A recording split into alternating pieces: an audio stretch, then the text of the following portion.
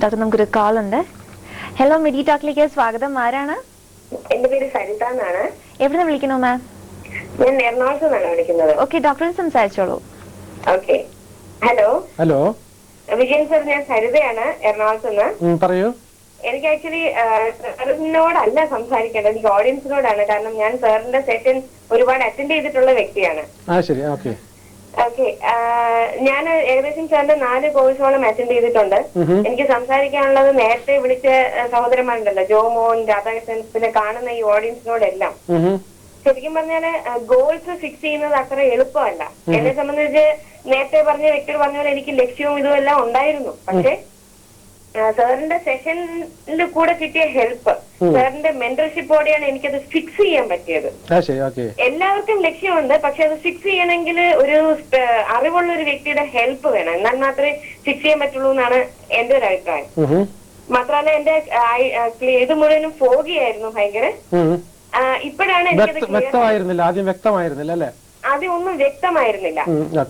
ഇപ്പൊ എനിക്ക് വളരെ ക്ലിയർ ആണ്. ഞാൻ ലക്ഷ്യത്തിലേക്ക് അടുത്തുകൊണ്ടിരിക്കുകയാണ്. സാറിന്റെ ലക്ഷ്യത്തിന്റെ ഒരു പാർട്ട് കൂടിയാണ് ഞാനിപ്പോ. അതുപോലെ ഈ സെഷൻ കഴിഞ്ഞതിന് ശേഷം കോൺഫിഡൻസ് വളരെയധികം കൂട്ടാനും, നേരത്തെ സാറ് പറഞ്ഞ പോലെ നമുക്ക് കിട്ടിയിട്ടുള്ള നെഗറ്റീവ് തോട്ട്സും ഇതും ഒക്കെ കുറയ്ക്കാനും, മെഡിറ്റേഷന്റെ പവർ മനസ്സിലാക്കാനും, ക്ഷമ, ഫോർഗീവ്നെസ് പ്രാക്ടീസ് ചെയ്യാനും, നേരത്തെ പറഞ്ഞ പോലെ തോട്ട് ഫോക്കസ് ചെയ്യാനൊക്കെ ഒരുപാട് ഹെൽപ്പ് ചെയ്തിട്ടുണ്ട്. അപ്പോ എനിക്ക് ഓഡിയൻസിനോടാണ് ഇത് പറയാനുണ്ടായിരുന്നത്. അപ്പൊ ഈ കോടീശ്വരി ആയതിനു ശേഷം എന്ത് ചെയ്യാനാ തീരുമാനിച്ചേക്കുന്നത് ലോകത്തിന്? ശരിക്കും പറഞ്ഞാല് സാറ് പറഞ്ഞ പോലെ തന്നെ ഒരു ലെഗസി ലീവ് ചെയ്യാൻ വേണ്ടിയിട്ടാണ് ഞാൻ കോടീശ്വരി ആവുന്നത്. മുമ്പൊക്കെ ആലോചിക്കുമ്പോ ലെഗസി എന്ന് പറയുമ്പോ ഫാമിലിക്ക് വേണ്ടി കൊടുക്കുന്ന ഒരു സാധനം, അങ്ങനെയല്ല. വേൾഡിന് വേണ്ടി കൊടുക്കുന്ന ഒരു നന്മയാണ് ലെഗസി എന്ന് പറയുന്നത്. എന്റെ ഇന്റൻഷൻസിലൂടെ അല്ലെങ്കിൽ ഞാൻ കോടീശ്വരി ആവുന്നതിലൂടെ അതാണ് ഞാൻ ജനങ്ങൾക്ക് കൊടുക്കാൻ തീരുമാനിച്ചിട്ടുള്ളത്, അവരുടെ നന്മ. ഓക്കെ, അപ്പൊ ഇന്റർനാഷണൽ ട്രെയിനറായ സാറിന് എല്ലാവിധത്തിലുള്ള മംഗളങ്ങളും ഞാൻ ആശംസിക്കുന്നു.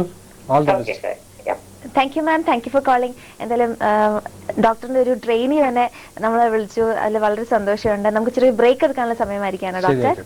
മെഡി ടോക്കിൽ ചെറിയൊരു കൊമേഴ്ഷ്യൽ ബ്രേക്ക്.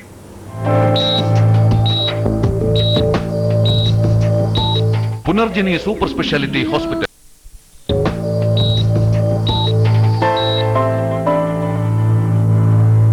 മെഡി ടോക്കിലേക്ക് വീണ്ടും സ്വാഗതം. ഇന്നത്തെ വിഷയം ജീവിത ലക്ഷ്യവും മനഃശക്തിയുമാണ്. ഡോക്ടർ പി വിജയനാണ് നമ്മോടൊപ്പം. ഡോക്ടർ, ഇപ്പം doctor international mind power trainer ആണെന്ന് പറഞ്ഞു. അപ്പം ഒരുപാട് രാജ്യങ്ങളിൽ പോയി മൈൻഡ് പവർ ട്രെയിനിങ് ചെയ്യുന്നുണ്ട്. ഇപ്പം ഞാൻ നേരത്തെ പറഞ്ഞ പോലെ കേരളം എന്ന് പറയുന്നത് വളരെ തുച്ഛമായ ഒരു ശമ്പളം പ്രതീക്ഷിച്ച് നിൽക്കുന്നവരാണ് മെജോറിറ്റി. പക്ഷെ മറ്റ് രാജ്യങ്ങൾ ഒരുപാട് വെൽത്തിയാണ്.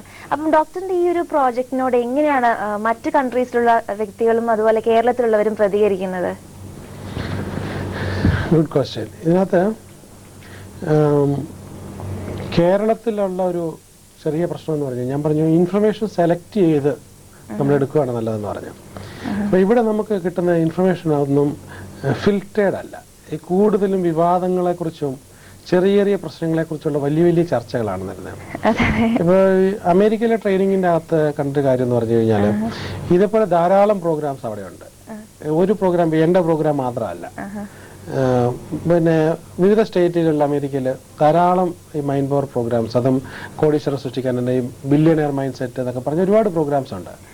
അപ്പോൾ അവിടെ എൻ്റെ റോളിൽ കൂടുതൽ വന്നതെന്ന് പറഞ്ഞു കഴിഞ്ഞാൽ ഈ കുടുംബാംഗങ്ങൾ തമ്മിലുള്ള ബന്ധം വളരെ കുറവാണ്.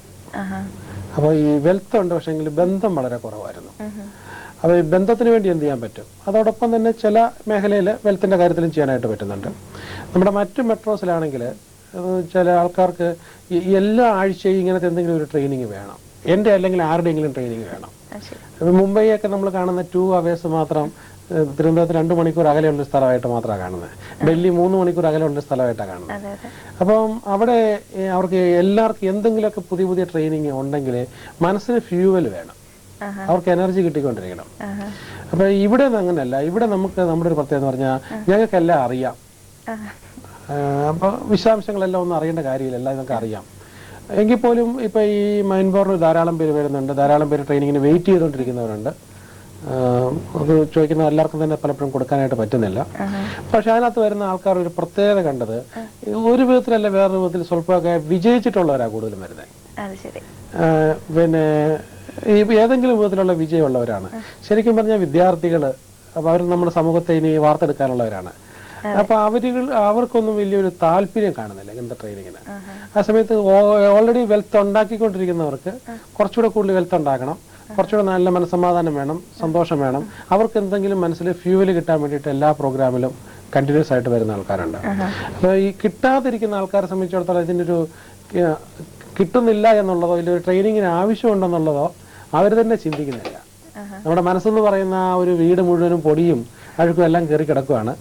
ഇല്ല, എല്ലാ ചാനലും ഒന്നിച്ച് പ്രവർത്തിക്കുന്ന ഒരു സ്ക്രീൻ പോലെയാണ്. ഒരുപാട് കാര്യങ്ങളാണ് ദിവസം കാണുന്നത്. എന്ത് ചെയ്യണമെന്ന് എങ്ങോട്ട് പോകണം ലക്ഷ്യം പോലും ഇല്ല, കോൾ സെറ്റ് ചെയ്തിട്ടില്ല. അപ്പൊ അതിലേക്കൊന്നും അങ്ങനെ കാര്യമായിട്ട് ചിന്തിക്കുന്നില്ല. ഡോക്ടർ